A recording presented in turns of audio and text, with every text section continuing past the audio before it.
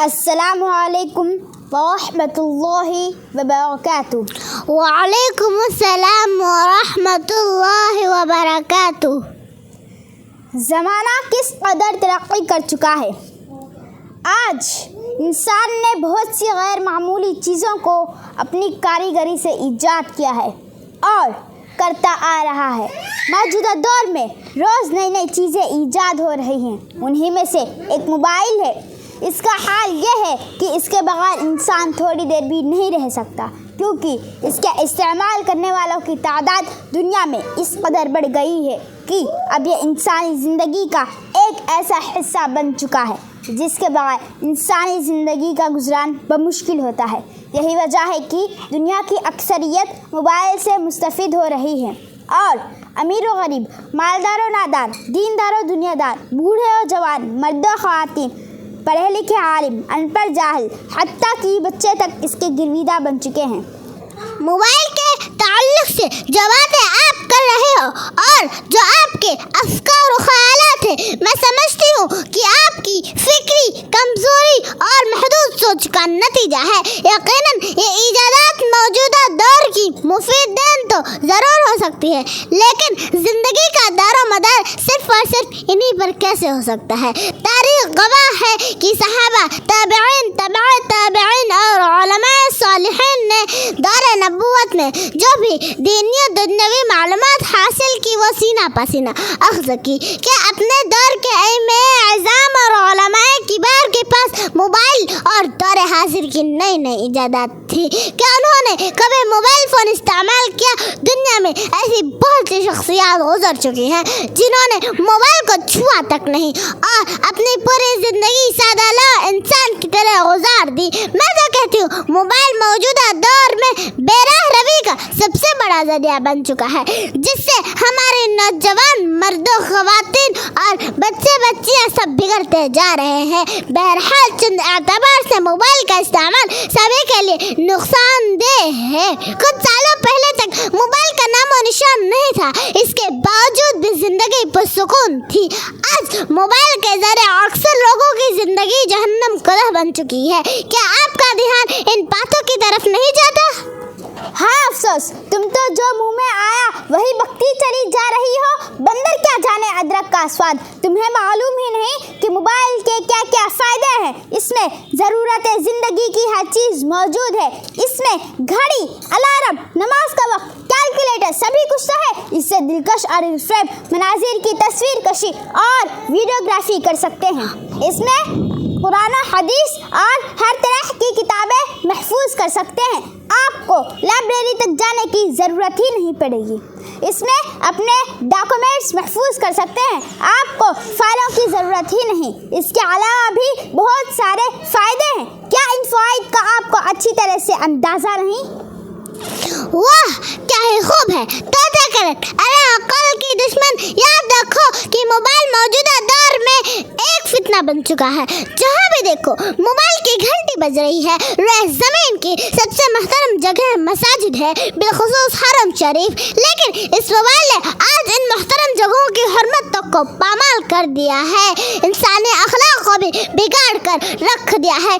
جب اذان و اقامت، نماز و تلاوت، ذکر و اذکار، میت کی تکفین و تدفین، مناسک حج و عمرے کی ادائیگی اور نماز جنازہ طواف کے دوران موبائل کی گھنٹی بجنے لگتی ہے تو اللہ کی پناہ، پھر اس پر مزید طرح طرح کے گانوں کی رنگ ٹون تو تمام حرمتوں کو پامال کر کے رکھ دیتی ہے۔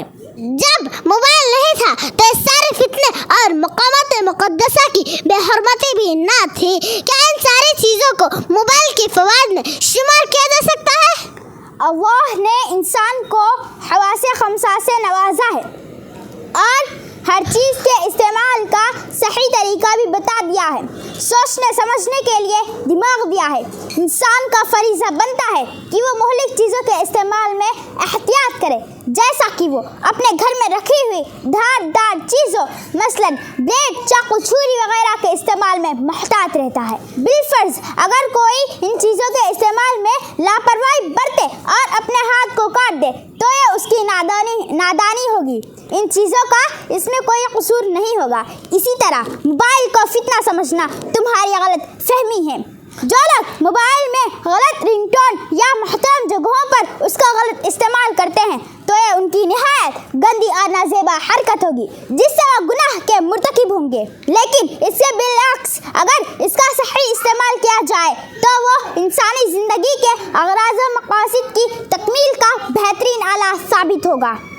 हम इसके ज़रिया अपने रिश्तेदारों से अपनी खुशियों गम के मिले जुले जज्बात का इजहार कर सकते हैं, अपनी छुपी सलाहियतों को उजागर कर सकते हैं। इसमें इंटरनेट के ज़रिया अपने ऑफिस के काम अंजाम दे सकते हैं। ट्रेन और हवाई जहाज़ पर बैठे बैठे दीनी और दुनियावी उलूम का मुताला कर सकते हैं। रास्ता भटकने पर उसका सही पता लगा सकते हैं। इसके अलावा भी बहुत सारे मुफीद काम कर सकते हैं। अब तुम ही बताओ कि मुफीद है या मुज़िर? मुमकिन है कि तुम्हारी कुछ बातें बजा हो, मगर एक हकीकत है कि जहाँ मोबाइल की फ़वाइद है वहीं नुकसानात भी है।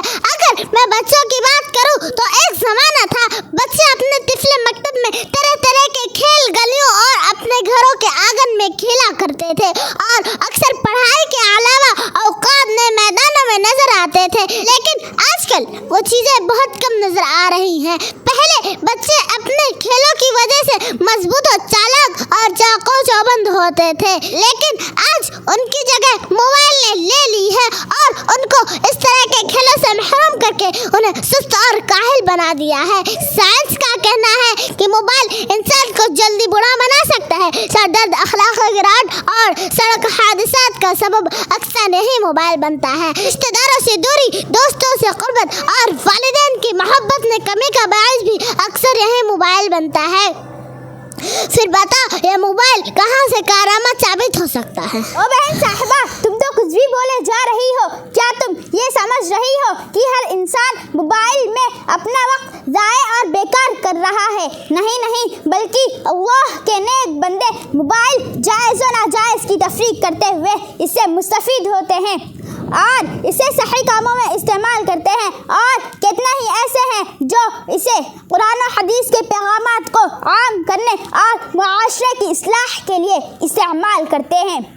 ये सब इसके फ़वाइद ही तो हैं।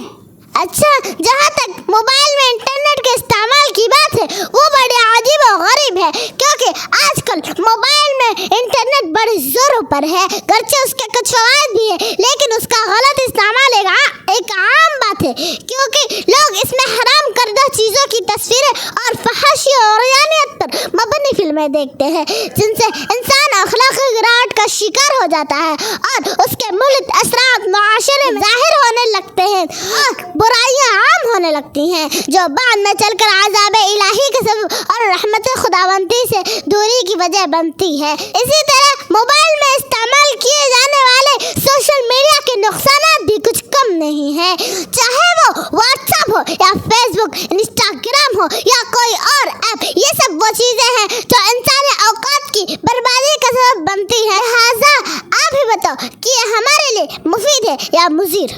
बहन, तुम्हारी बातें बहुत ही अच्छी है, लेकिन यह भी एक हकीकत है कि हर शख्स हमारी अपनी सोच के मुताबिक नहीं होता। लिहाजा उसके सही और गलत इस्तेमाल का दारोमदार सारिफिन के इस्तेमाल पर ही होगा। लिहाजा हम मोबाइल और उसके मुजिद को कैसे कसूरवार ठहरा सकते हैं? जी, हमें बात मलहूज़ रखनी चाहिए कि अल्लाह ने जितनी चीज़ें इंसानों की ज़रूरत के लिए पैदा फरमाई हैं उन सबको सही तरीक़े से इस्तेमाल करना ज़रूरी है। चुनांचे खुद इंसानी आज़ा क़यामत के दिन अपने अमाल के हक़ में या खिलाफ गवाही देंगे। हमें अल्लाह ने अक़ल सलीम जैसी अज़ीम दौलत से नवाजा है, इसके ज़रिए हम सही और गलत को आसानी से समझ सकते हैं। लिहाजा हमें मोबाइल ही नहीं बल्कि अल्लाह की दी हुई तमाम चीज़ों को सही और दुरुस्त कामों में इस्तेमाल करना चाहिए। अल्लाह से दुआ है कि वो हमें अपनी ज़रूरियात की तमाम चीज़ों को सही तरीके से इस्तेमाल करने की तौफीक अता फरमाए। आमीन सुम्मा आमीन।